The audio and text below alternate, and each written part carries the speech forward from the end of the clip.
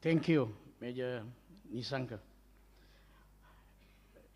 Distinguished guests, ladies and gentlemen, to recap, Major Nisanka has enlightened us on some of the emerging challenges on piracy trends.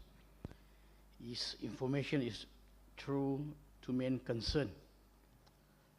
Firstly, the new trend in the modus operandi of this pirate, and secondly, the increased use of firearms. In summarizing his thought and concern, he make a proposal. One, a formation of a core group of combined government, private sector intelligence unit. And second, a core group be established to update legislation and regulation pertaining to free movements of weapons in the region. I just leave these two proposals for the distinguished delegate consideration. Now, I'll open the floor for question and answer. As I mentioned before, I would like those who wish to speak, please raise your hand, and I will invite you to speak. Once you have been invited, please stand up. Use the microphone provided and kindly introduce yourself. I request that you state whether you are asking a question or offering a comment. And lastly, please keep your question as brief as possible. Thank you, gentlemen, and the floor is open for you.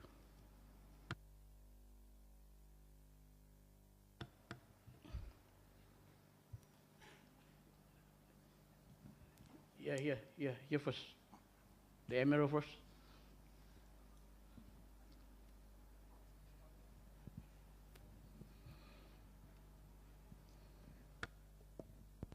I'm Admiral Kolembage, Commander of the Sri Lanka Navy. So I have the pleasure to ask a question. Nishanka, thank you very much for the wonderful presentation. You touched upon a subject which is very relevant and pertinent. And I really like one thing you said, that the ad hoc measures are more dangerous than the course itself.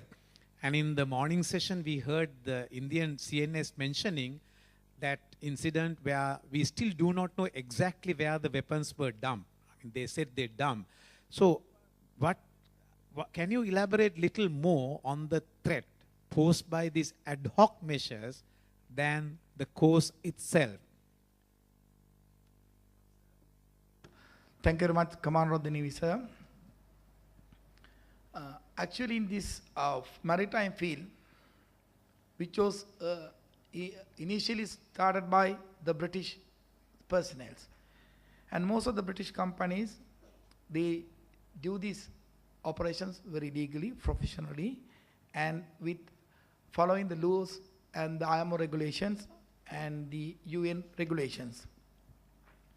Later on, as I mentioned, the business became bit of lucrative, not bit, really lucrative. The whole world started entering into that. There are business that everybody can do, there are business that everybody cannot do. It needs professionalism, not just extremely. Just to commence before this, before I started my company, for 2.5 years, I studied the maritime law and the IMO regulations and went to more than 26 countries and learned how they do this job. I went as a seafarer, I got into the floating armories. I saw all the mistakes first, and I came here and we proposed to the government. Then the government had took actually 9 months to go through my paper, and they had, I think, more than 40 to 50 conferences. I had to alone answer for that. Then after that, they thought that I could do a job, and they gave me a pilot project where I had proved that. They said, come on. Then we have learned this a lot from the British companies, a lot. And not only British, some there are Netherlands companies, Australian companies. Then later on, when the business became lucrative, what people did was they came into the scene and compromising all the rules and regulations laid down by IMO and UN. which became serious threat to the national security and regional security. Everybody should, I think, understand, I think mostly the armed forces officials are here in the world. First it comes to the national security and the regional security before any business. And we being soldiers, some are not, but make sure the national security cannot compromise under whatever the circumstance or whatever the price. So if anything happens in the sea, of this kind of a fly-by-night operators who come with the price keeping in mind, which affects the regional and national security. And with no choice, many nations will, the close-by countries or our neighboring countries will put full stop into this. Rather than, I'm not trying to make that the business to continue, but until the international body makes some sort of solution for this international, the piracy, this business will run. Until such time, we must do the legitimate business. What they do, as I told you, sir, they do not follow the rules and regulation of the IMO, the UN. Instead of that, run floating armories, which just come here to make money with no flag state authority, no authority to carry weapons on board, no seaman visas, and simply they have no regulations. And I think we have informed to the relevant bodies, through the Minister of Defense Intelligence, to the relevant authorities, more than 6 to 7 of these. And moreover, 7 to 8 activities in the sea that they learn. I was talking about the fishing trawler, transferring men illegally into the sea by fishing trawlers, by fishing harbors with weapons which are not authorized to use, became immense problem. Last year we had, with our knowledge, with the blessing of the government and the government official, visited the relevant countries, and we have contributed this. And they have shut it down. Now it is gone beyond our control. Over 50 to 45 trawlers are there with illegal weapons and untrained personnel. Yes, sir. Yes, Mr. All right, okay. Mohan Gunaratna, let me first congratulate you for pioneering in the field of commercializing security, because we have seen in the last 10 to 15 years in Iraq, in Afghanistan, there are many businesses that emerged to fight insurgency, to fight terrorism. And this is a trend. And even if you look at the American American military industrial complex, most of the research, most of the production development is run by private companies. So I think that you have made a very significant headway being a private organization and done a very good job in the more recent years. Let me ask you, what is the space? What are the opportunities you have for growth? Are you going to focus on the domain of countering piracy? Will you look into other aspects such as human trafficking, such as drug trafficking? What is the space available for an organization like you to grow? The second question is, what are the mistakes the other private maritime security companies are making? And how is it that they can learn from the partnership that has been built in Sri Lanka between the private and the government sector? Thank you. Personally, it is too big to police and to control the sea or to check in the sea. Before it goes to the sea, we have to shut down.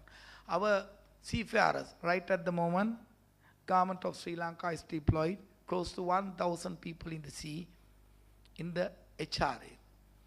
And we have over 400 to 500 personnel just in front of the Somalian bases, about away from 300 nautical miles, where these fishing trawlers are there, provide security to prevent this piracy. The pirates is coming into the main lines of commission lines to attack the ship. And we have contributed, I could say very proudly, 65 to 70% to shut down this right at the moment. After our intervention, we are in the sea for a long time. But we do not want this to be showed and more elaborated, because my life is in very personal danger, because I have to travel many countries every month for this particular operation. So they know who controlled, who provided to shut them down, because we had many number of attacks. Apart from that, this mode of operandi of pirates, how do they change their styles? We get the first-hand informations because our communication network, which goes up to 5,000 nautical miles, we can contact the ship with our system, with the authorization of the Minister of Defense, which we have both, and we directly have a contact. And our 24/7 ops rooms is control and monitoring of what's going on. Apart from that, sir, we have a 3 floating armory, which is command and controlled by the Ministry of Defense, 100%, and they are the one which issue and receiving of weapons. We have no authority to move single round or a weapon from floating armory. With the approvals of such countries, we have placed in the Arabian Sea, we have placed in the Red Sea. So all these, our floating armories with the entire world, the maritime companies, namely 150, is on board. Out of 2,100 operations of disembarkation and embarkation of the world, we conduct 1,200. That is almost 55 to 60%. So these companies are in good relationship with us because they know we have the 100% legal operations, and they provide every sort of information to us before anybody gets into their hands. And that can actually contribute to the world, the international body, to control these unwanted personnel who does not follow the law, who really come into the business keeping the point of only to making money, which will be a disaster to the neighboring countries or the coastal nations and their security. So we can contribute a lot. Every day our informations are very much vast. Naturally, what's happening in the sea, we get within 6 hours, 4 to 5 hours time. We have our documentation for a year back to tell which vessel carried which weapons with which number of personnel and their nationalities and number of the serial numbers of the weapons is available for a period of 1.5 years back with us. And this commanded, actually this is controlled by not me, there's a president advisor to, on maritime affairs, Admiral Disanayaka. There are about 6 to 7 admirals and 7 generals who controls and who monitor, who advise me, and who will be always online with this particular subject. That is why Commander of the Indian Navy has commended as the only the country which runs the law and order of maritime. And secondly, especially while we operating, we find it out some drug trafficking, then the human smuggling. I think I have called the commander of the Navy sometime. We are in very much coordination. Sri Lanka Navy also involved. And for the relevant authorities of such kind of incidents, we are informing with the authority and through Minister of Defense, not by me person to any person else, when it is necessary to protect the countries.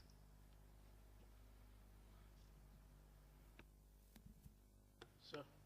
Yes, sir.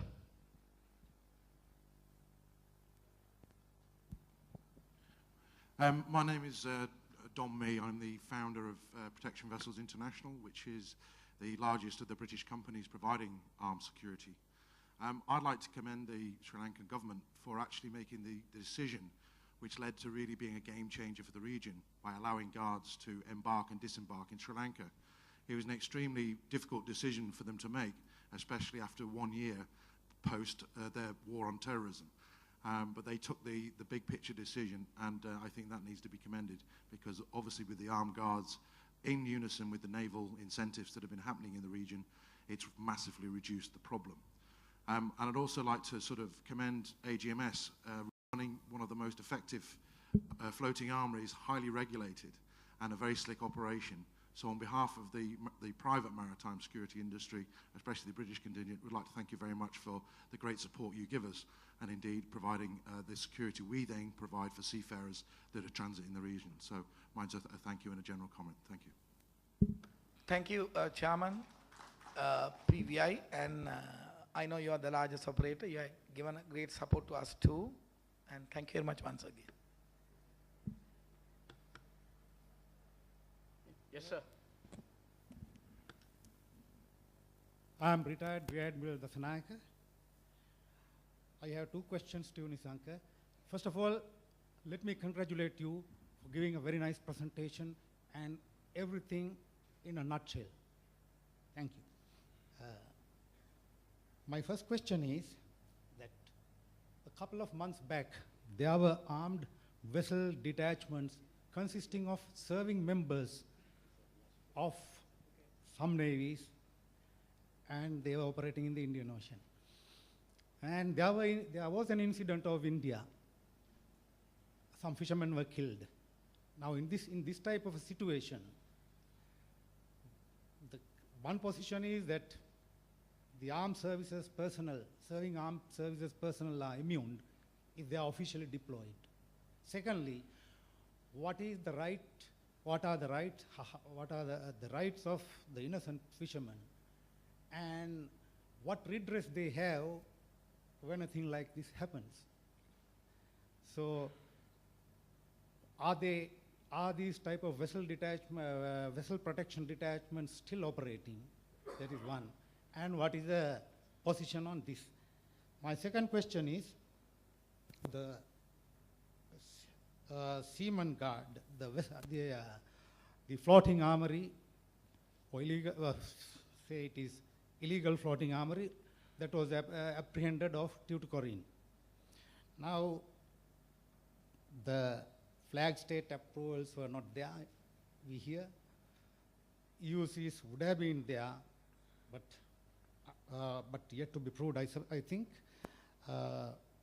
Now, in this type of situation, why can't the country where the company has been incorporated take some action without waiting only for the flag state to take action?